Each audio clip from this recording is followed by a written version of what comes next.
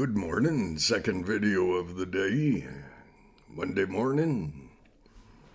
What a joy. It sure is a nice day up here in Fort McMurray. A lot of people around the world, and I'm not pretending like as though this is going to get around the world. Wrong subject.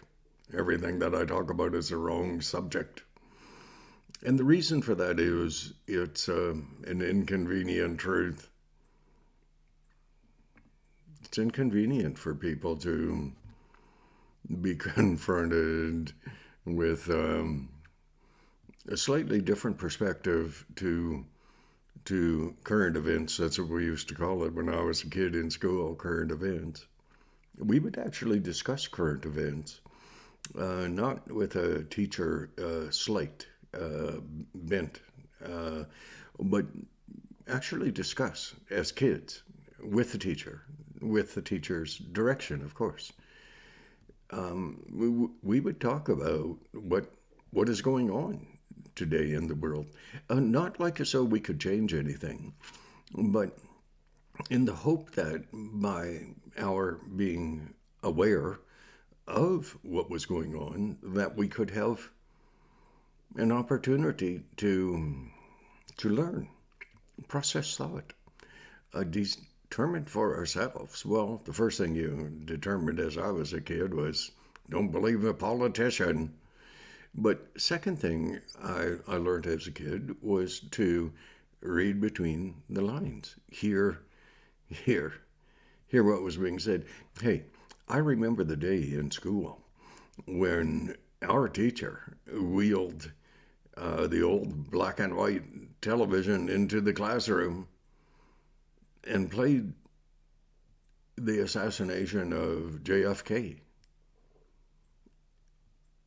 That was part of our education, was to see the horrors that are associated with what really is going on in society. And we listened and we learned. I think we learned. So much, shall we say, of a euphemism on my part, but nonetheless. But we paid attention to news because it kept us somewhat, shall we say, informed. Nowadays, when you pay attention to news, you have to ascertain the source of your news. Is it corrupted? And who knows? Is it correct? And who knows? Is it close to the truth? And who knows? But we can always hope. That's what we do, you and I. We hope. We hope that some of the news we hear is correct, and we hope that some of it that we hear is not correct. One of the things right now that we would all hope is not correct is what has been going down in Kiev as the Russian soldiers pull back to get re-equipped, and they will probably head down to the east and southeast part of Ukraine, near Crimea, in order that Putin can, at this juncture, readjust his game plan. That's what he's doing. And I would not want to be one of his counselors, eh? I mean, the last thing a dictator wants to know is the truth of what really is happening. And if he were to know, if Putin were to know how badly his game plan had worked out, he probably would, well, he would never commit suicide. But because, I mean, narcissism being what it is, and Putin's game plan being what it is to restore Soviet Russia to its former glory. Um, the NATO countries, not all of them, fortunately, the United States of America are pretending like Putin is inept. They are pretending that the Soviet Russia's army are inept. They're not. I believe a lot of Soviet Russian army people are in protest. Shall we say, a work to rule? I believe that's true. And if it weren't true, Putin would not have tactical groups trying to shoot their own soldiers as their own soldiers are sabotaging their own equipment. And they really just want to leave.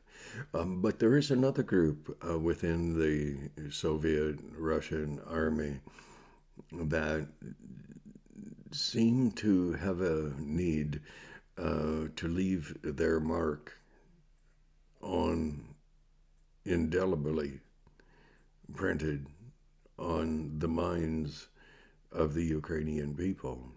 Not all Ukrainian governments to date have been as forthright as Zelensky is trying to be. And I'm not saying he's succeeding, but he's doing a better job than any other political leader in the world.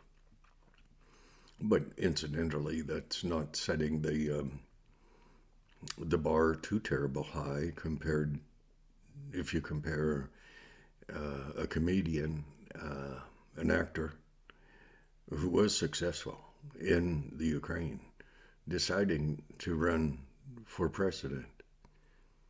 And he did. He found that it was beneficial if he didn't talk too much, because then he wouldn't have to answer too many questions. And he could gather people around him with an intellectual understanding of what was going on and rely on their smarts. And that's not wrong. If you're hiring someone, don't hire someone who is less aware of what you're doing than you are, or less capable. Hire someone who is actually more capable so that you can learn from them. You can enhance your abilities. Okay. I did a video yesterday. It was titled Genocide. What does that look like to you? Well, we're starting to see what that looks like. And it is the destruction of a people group. It is the mass killing of people, not Ukrainian army. I mean, of course, if they got in the way, but the Ukrainian people. One little town right next to Kiev, about 20 miles from where Olena Guineos was hiding with her 3 children. And thank God we heard a report to do with her. Jeez. I mean, and her husband is doing fine. Apparently he's out fighting. And the Ukrainian people, if they were to have the military assets that they need, they would win this war. And right now, it sure looks like they're getting closer. Except when,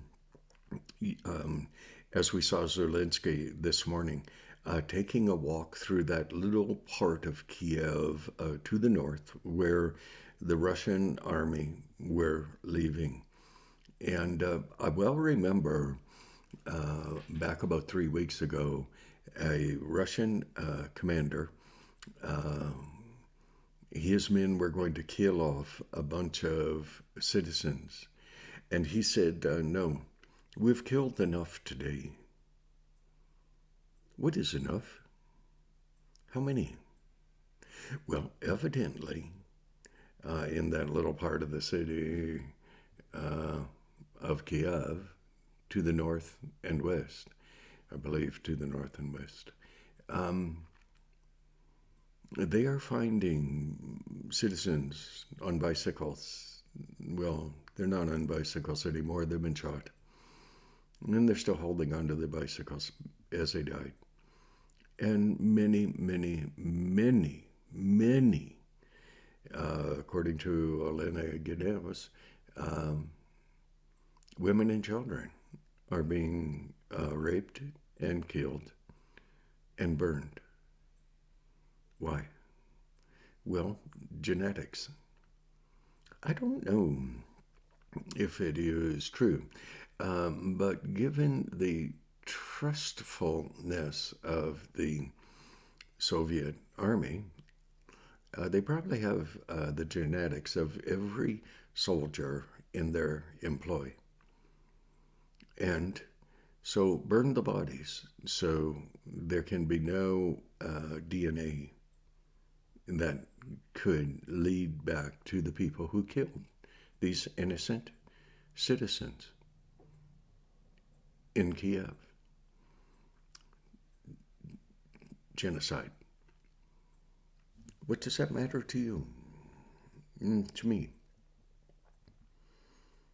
Well, does it matter? Have we been so hardened in our exposure to television that I look up and I'm watching a little bit of television news from the States. I choose to watch Fox News. But have we become so hardened that we can watch women and children after the fact? Thank God, after the fact, not during, who are being raped and killed, tortured, people found on the streets of the retreating Russian army, or found in the mass graves, whose hands are tied behind their backs and they're shot, not in the front of the head.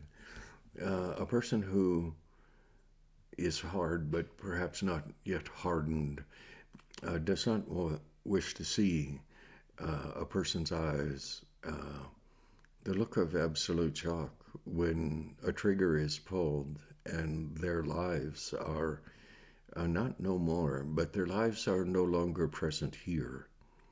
There will be an eternal life. There's no doubt. I believe that. It's my choice. It's your choice. You choose. It's up to you. What is our choice is this.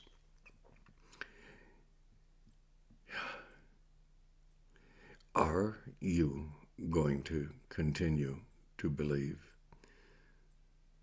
in the hypocrisy represented in Joe Biden, the United States of America, who continue to buy oil from Russia, continue to sit at peace talks with Iran, who continue to turn a blind eye to Xi Jinping, China's next game plan, make the Wiggins look pretty small, not small to the Wiggins.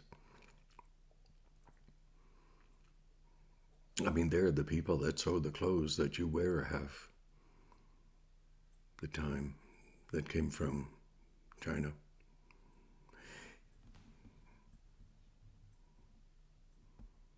Where do you fit in here? What what